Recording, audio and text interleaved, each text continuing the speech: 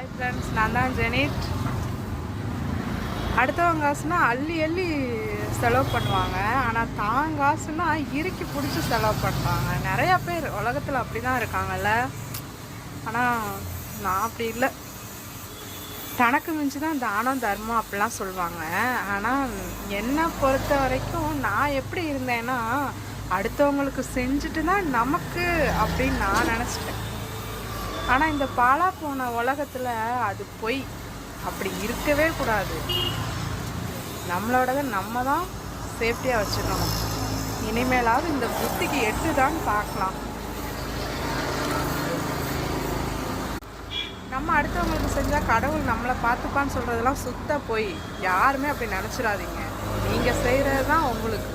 ஆனால் கெட்டவங்க நல்லா இருக்காங்க, நல்லவங்க நல்லாவே இல்லை. நான் ஒரு உதாரணம் அதுக்கு.